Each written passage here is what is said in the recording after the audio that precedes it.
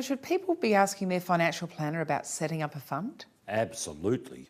But you have to be careful who you ask. Firstly, many accountants and financial planners/advisors aren't up to date with what is really going on and don't have a clue on how to advise their clients on direct property. Secondly, I get a report about an inch thick every week from SPA. SPA stands for the Self-Managed Superannuation Fund Professionals Association of Australia, telling me what's new and what's changing in the super world. Things are changing so quickly these days, so your advisor really needs to know what's going on. Should their financial planner be a member of SPA? Absolutely yes. That's the best test to see if they are on the cutting edge of these new developments.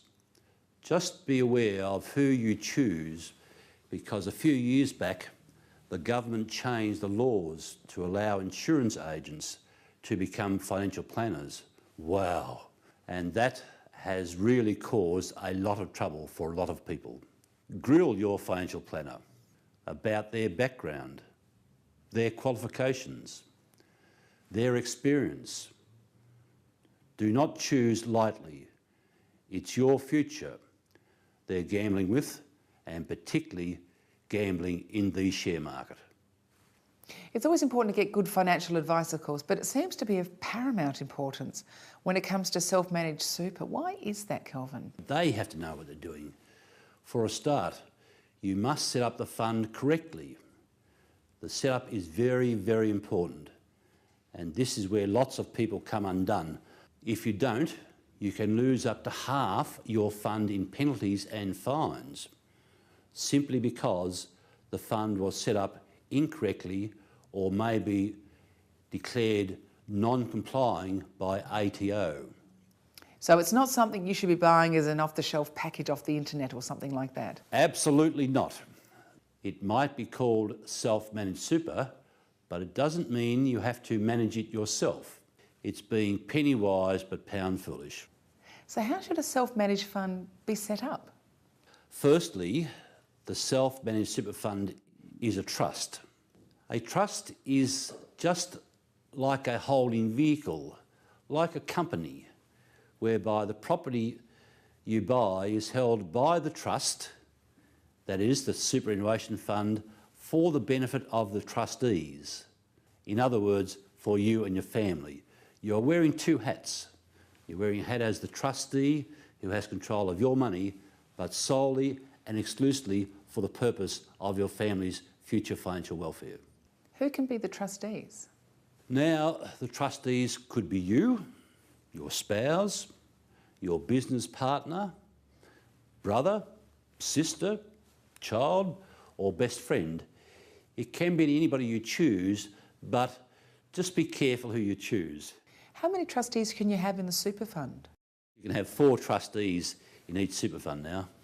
So who runs the trust or the self-managed fund?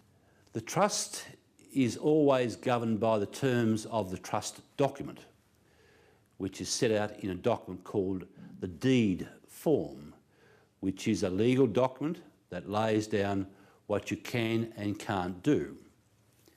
But essentially, it's governed by you, and if you so choose, your financial planner who runs the trust. Can you walk us through the steps on how to do it? To buy your SMSF investment property, we firstly use your existing super fund as deposit. And number 2, we borrow from the bank or lender for the balance. That loan is not your ordinary home loan, it's what's known as a non-recourse loan. What's that mean?